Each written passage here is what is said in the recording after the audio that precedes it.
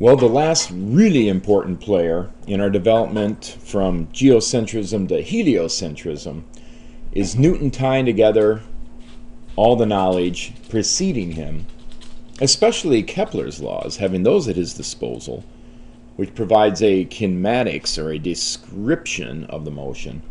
Newton, true to form, was very interested in the underlying cause, the forces involved, and basically he sealed the deal for Copernicanism and heliocentrism by giving a mathematical basis and a physical basis together for the motions observed in the heavens.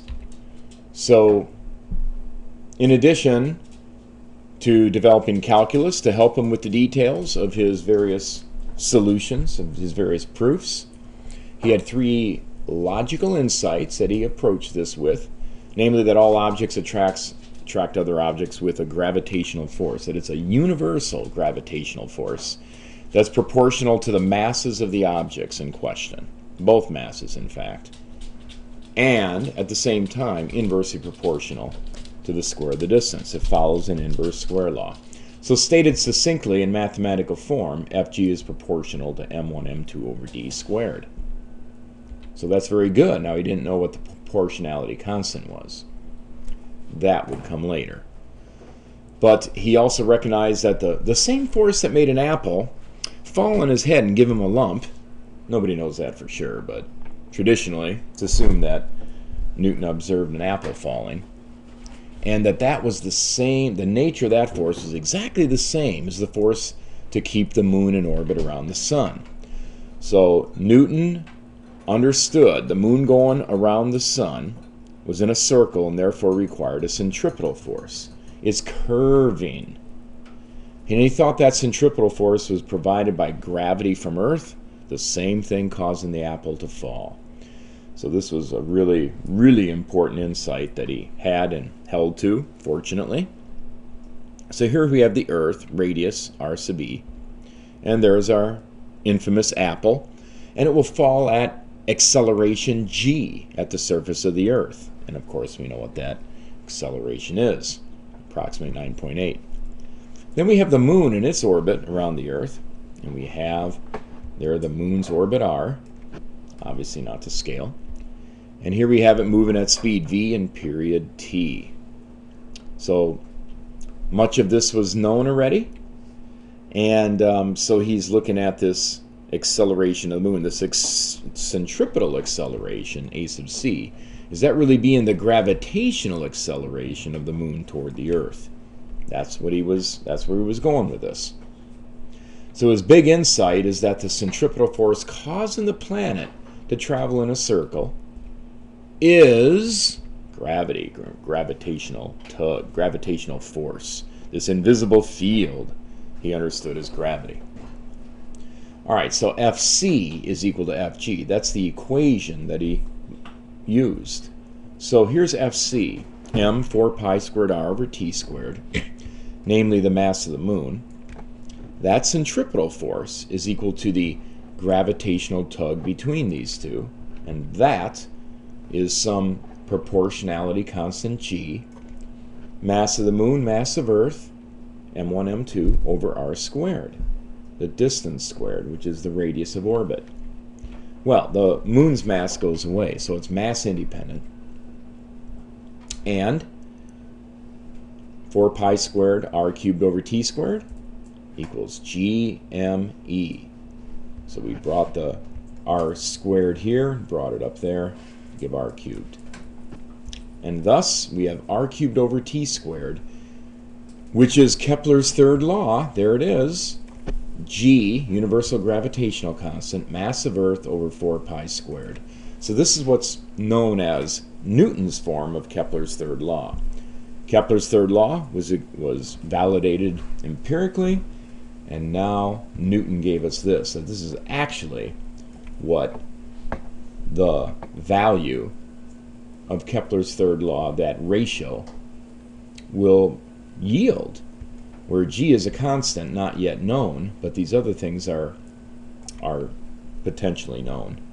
In other words, the whole basis of r cubed over t squared is really the mass of the central object in question, the object being orbited.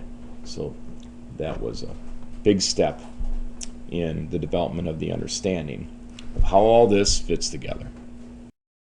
Okay, so putting this all together and summarizing, Newton knew that r cubed over t squared is some constant k of the sun, any object going around the sun, and that r cubed over t squared was different for objects orbiting the Earth, like the moon. And this made sense since we know that now from Newton that r cubed over t squared is actually gm over 4 pi squared, or particularly proportional to the mass of the object being orbited. So when you plug the numbers in, here's what you get. R cubed over t squared of the sun divided by the same ratio for the Earth gives us 341,000. Well, what that demonstrates is that this ratio, with the masses of Sun and Earth in it, is also 341,000.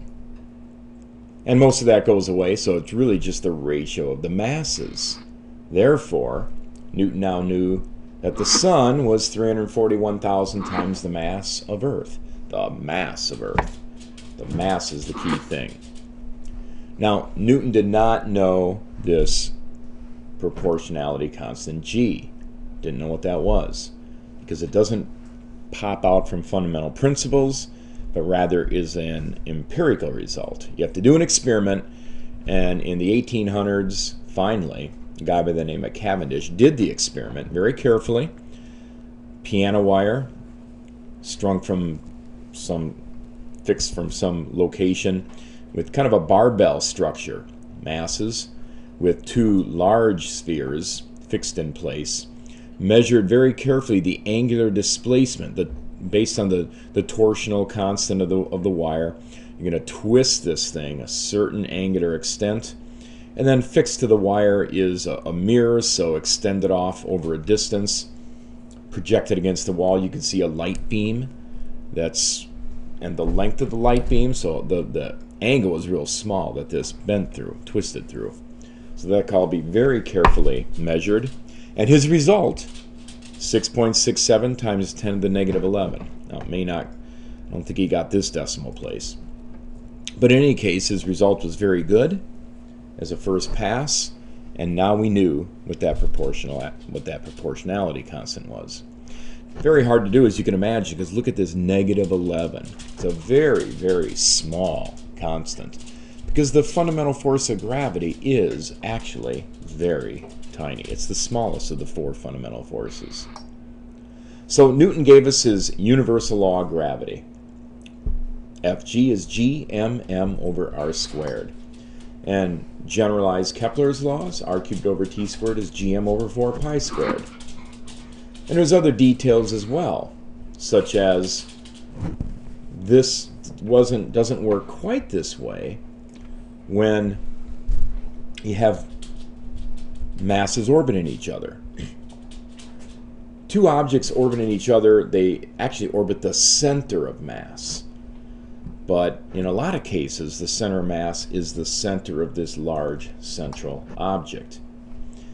But more precisely, you have to add the mass of the other object. Well, when you're talking about a satellite going around Earth, or let's say a planet going around the sun, this additional mass is essentially negligible. But if you have two stars orbiting each other in a binary system, then you actually have, obviously, an appreciable additional mass. And it changes the character a little bit.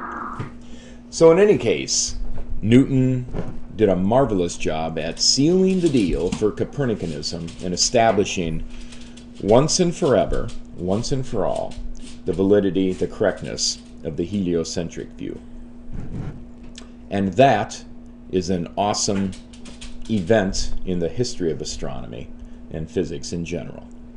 We'll catch you next time.